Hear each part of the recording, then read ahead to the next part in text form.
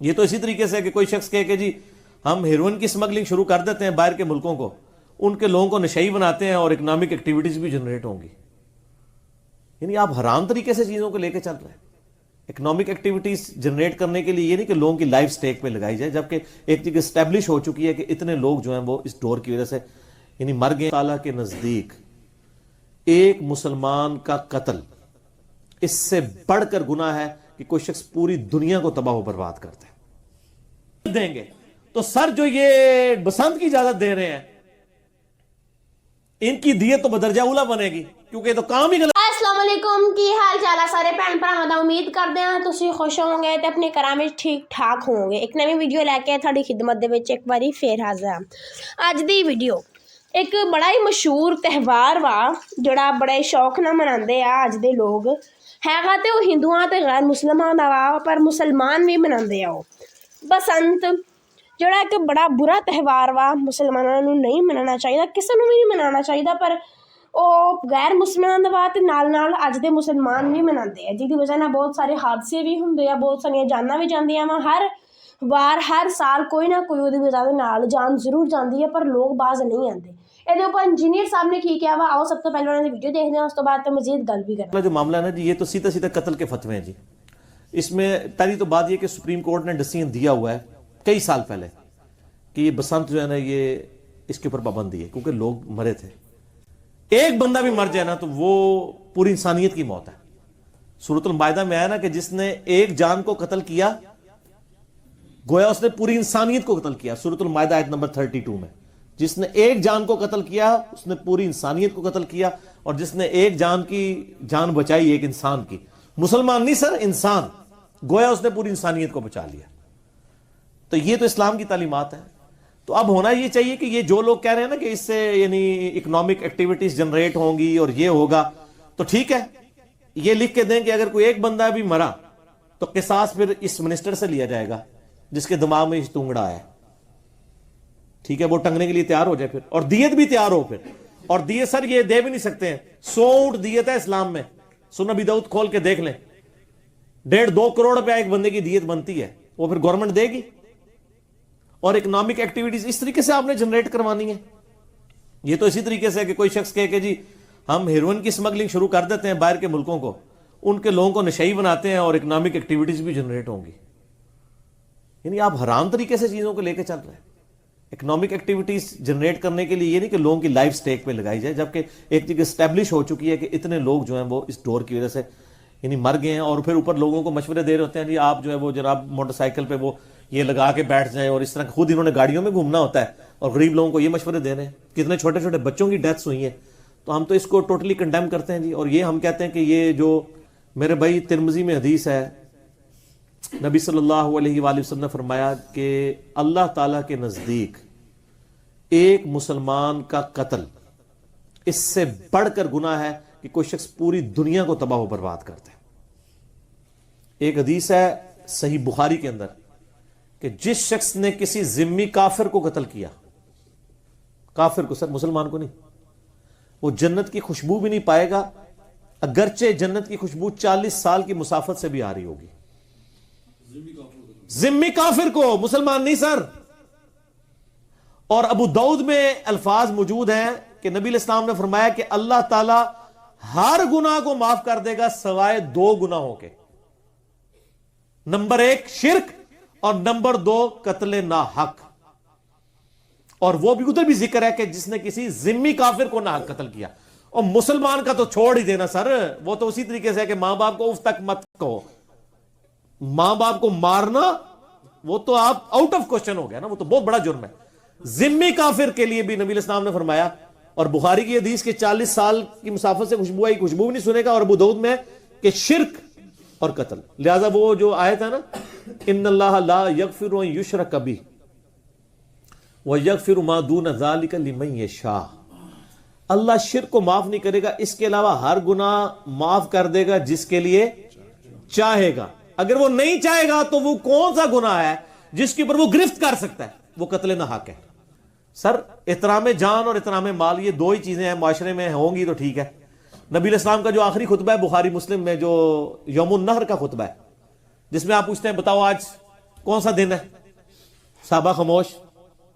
پھر پوچھا کون سا مہینہ ہے؟ صحابہ خاموش. صحابہ کہتے ہیں ہم اس لیے خاموش ہوئے کہ ہو سکتا ہے حضور نام بدل دیں. ہم خاموش رہے. پھر آپ صلی اللہ علیہ وسلم نے فرمایا یہ کون سا شہر ہے؟ خاموش. پھر آپ نے فرمایا کہ کیا یہ یوم النہر 10 ذوالحجہ کا دن نہیں ہے؟ صاحب نے کہا بلا یا رسول اللہ، کیوں نہیں. منا کے اندر یہ خطبہ ہوا تھا. پھر آپ نے فرمایا کیا یہ جو ہے ذوالحجہ کا حرمت والا مہینہ نہیں ہے؟ وہ 4 مہینوں میں سے ذوالحجہ بھی ایک ہے. ذیقعدہ، ذوالحجہ، محرم اور رجب، یہ 4 حرمت والے مہینے ہیں. صاحب نے کہا بلا یا رسول اللہ. پھر آپ صلی اللہ علیہ وآلہ وسلم نے فرمایا کیا یہ شہر مکہ حرمت والا شہر نہیں ہے؟ مکہ بھی حرم ہے اور مدینہ بھی حرم. سب نے کہا یا رسول اللہ. تو آپ نے فرمایا جس طرح آج کا یہ دن، یہ مہینہ اور یہ شہر حرمت والے ہیں، عزت والے ہیں کہ آپ ان کی حرمت پامال نہیں کر سکتے. اللہ کے نزدیک ایک مسلمان کی جان، مال، عزت، آبرو دوسرے پر اسی طریقے سے حرام ہے. یہ کیوں آپ نے کمپیئر کرایا؟ عموماً لوگ جگہوں کو، مہینوں کو زیادہ عزت دے رہے ہوتے ہیں اور حقوق العباد والے معاملات پیچھے چلے جاتے ہیں. تو آپ فرمایا کہ مکے کی کوئی اینٹ سے اینٹ بجانے کا تو نہیں سوچ سکتا، لیکن مسلمانوں کو قتل کرنے پہ آمادہ ہو جائے، کسی مسلمان کی عزت لوٹنے کے لیے آمادہ ہو جائے، کسی کا مال چوری کرنے کے لیے اس کو ہلکا لگ رہا ہوگا. ٹھیک ہو گیا؟ تو اس لیے نبی علیہ السلام نے کمپیئر کروایا کہ جس طرح یہ چیزیں نا یہ بھی ہیں. تو احترام جان اور احترام مال، اور اس کو انشور کرے گی ہمیشہ جوڈیشری کہ بھائی اگر کسی کے ساتھ زیادتی ہوگی تو اس کو ڈیو سزا ملنی چاہیے، اور جس کے ساتھ زیادتی نہیں ہے تو سر آپ اپنے لیے مصیبتیں نہ کھڑی کریں. ابو داؤد کے اندر، سنن نسائی کے اندر حدیث موجود ہے، یہ حکمرانوں کے لیے خاص طور پہ وہ یاد رکھیں کہ نبی علیہ السلام نے فرمایا کہ مقتول قیامت والے دن نا، جس کو قتل کیا گیا ہوگا دنیا میں، وہ اپنے قاتل کو نا پیشانی کے بالوں سے پکڑ کے نا گھسیٹتا ہوا اللہ کے عرش کے قریب پہنچ جائے گا، اس حال میں کہ اس کی رگوں سے خون بہ رہا ہوگا، اور کہے گا اللہ اس سے آج مجھے بدلہ لے کے دے کہ اس نے مجھ سے زندگی کو چھینی تھی. ٹھیک ہے؟